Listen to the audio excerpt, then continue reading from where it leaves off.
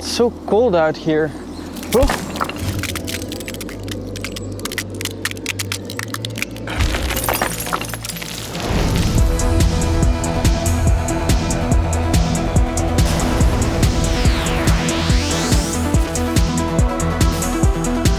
Hey, what's up ladies and gentlemen, my name is Ignace Aleya and welcome to my channel, where you can learn everything about filmmaking and visual effects. In today's video, I will show you how I have created this frost effect where this character disintegrates into ice chunks.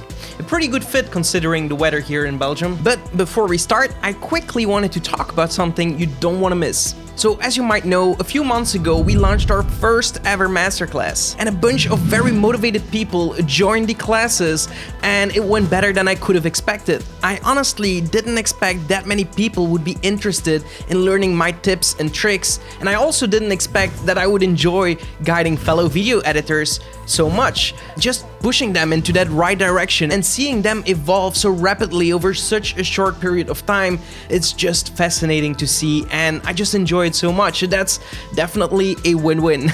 So now with Black Friday just around the corner, I have a pretty sweet deal for you guys. Make sure you click that link in the description below if you don't want to miss out. But enough said, let's continue with the tutorial, as I'll explain how I have achieved this epic result. So the first thing that I have done is call Enzo to help filming. Hallo? Yo, ça va? Ja, ça va. Zou je dat hier zitten om mij een keer even te filmen in het bos terug? Wanneer? Ik ben echt maar een loop optie. Binnen een uur of zo? Rond 4 uur? Ja, Ja, rond 4 uur terug. Alright, ça va. Ciao. Oké, tot ziens. Yo. Alright, so while I was making this video, Insta360 actually sent their latest 360 camera model, the Insta360 One X2.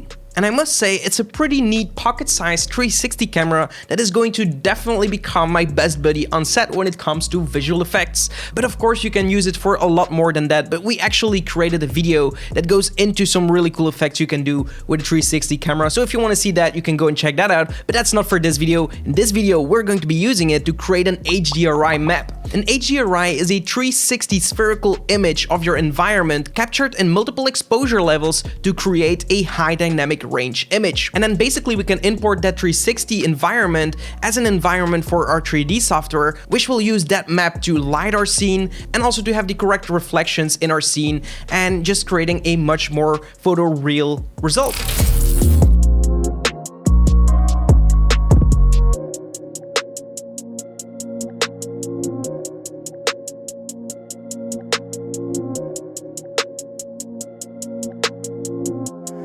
So Enzo lets me carry all the stuff. That's not fair.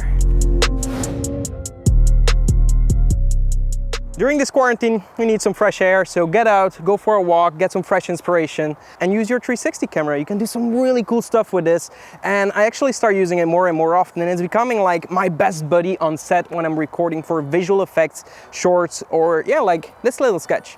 So I'm going to set this up in the exact spot that I'm actually going to be performing. So I'm going to replace myself for the 3D model. So I'm going to place this wherever the 3D model would come. All right, so I'm going to place the Insta One X2 right here. I'm going to turn it on. I'm going to connect with the app. And then I'm going to set it to manual. So currently it's set to auto. Go for manual. And we're going to set different exposure photos. So this is an overexposed image, but first we have to play some hide and seek with the camera because we don't want to appear in the reflections ourselves.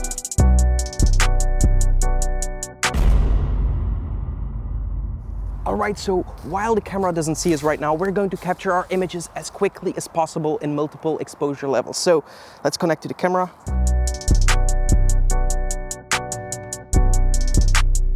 I'm going to do my act of turning into ice. We went for a moving shot just to show a little bit more 3D depth, but we also made it ourselves exponentially harder by doing that because we don't have any reference of the background now. We don't have that clean plate. So I will have to remove that in post, and I actually tried the content aware fill for that effect, and I actually didn't know if I was going to be able to remove it because it's pretty close to the camera, but it actually turned out pretty sweet. You can also record this on a tripod and use a clean plate for this instance, and that will just make your entire process way easier, so why would you struggle? I mean... Anyway, I like a good challenge when it comes to visual effects anyway, so I like to experiment and get better and just challenge myself each time to get better at what I'm doing. As I have captured all my footage, I quickly merged all my 360 images into Photoshop and turned them into an HDRI map. I then opened Cinema 4D and tracked my footage. Once I have tracked and solved my camera and applied all the text to make it optimized for my scene, as I also want to work with real-life measurements, I also added like a vector where I could say how far a distance is in between a different object. Then after this, I went online to find a character, and I found this character right here. It was already rigged for Cinema 4D, which is great, as I didn't want to spend all this time rigging and setting up this character. So I imported this and I placed it in the same position as I was standing in my shot. Using the rig, I'm trying to pose the model as accurately as possible to my stance. Obviously, the character has different proportions than myself, and it's also pretty hard to guess where someone is standing in 3D space, so I'm definitely trying to find a better technique for this, but until this day I haven't found a better way to do it, so if you know, please do hit me up. I would love to create more effects like these. Anyway, my technique is where I expanded this model and used the magnet tool to kind of put it in position and make sure that my entire body is covered at all times. And then I also used the sculpting tools in Cinema 4D to sculpt out a little bit of that model and make it look a little bit more like ice. Once I have my actor in the stance I'm satisfied with, I converted this pose to become its own object, so I don't have all this garbage around it, I just have an object standing in that pose. I then imported that HDRI map that we have created and created an octane sky to recreate my lighting so I can better understand how my final shot would actually look like. After this, I started playing a lot with Vonoroi Fracture. Vonoroi Fracture is an amazing effect that I have loved for so many years because you can do so much cool things with it. It's just fascinating, and there wasn't something like this when I started out, and I always wanted to create effects like this. So you can do so much with this tool. I love it, but it does take some time to get to know it in detail, and then I added a dynamics tag to this and it explodes immediately, which was pretty cool. I also added a connector tag so that some parts and chunks stay together to the body until they smash the ground, so it kind of explodes a little bit more randomly and more realistically. After this, I have cached my simulation just to make sure it doesn't change anymore over time when I play it again and again, so we can actually use this later as actual reference of my animation. So then I started creating this icy looking material by mixing several materials together using the Octane extension that I so much love in Cinema 4D because it's real-time playback. Who doesn't love that? I mean, you can't get any better than that. Maybe a little bit faster though. It can always get better. Yeah, always room for improvement, right? That's the right mentality you should have. And if you do have that, definitely check out the link in the description where you can check out my new course that is upcoming. Anyway, once I have set up this shot, I optimized all my render settings in Octane and I rendered it out. I then saved a duplication of the scene and then added a Turbulence FD container to that. In this case, I made my object an emitter and adding some noise to that, playing around with the volume settings, and I get this awesome result. I wanted to do some smoke around the eyes to make it look really cold. I do think it really adds to the effect to make it more realistic. When I had my simulation, I added an Octane tag to it and then gave it some colder colors, and voila, there I have my result for my smoke. I also exported it and then I opened Adobe After Effects. Here I imported my model scene, and here the most important thing is actually to match your frame rate, very important, and then also to play with the hue, the saturation, the contrast of your object and make it match as good as possible to your original footage. And that gave me something like this.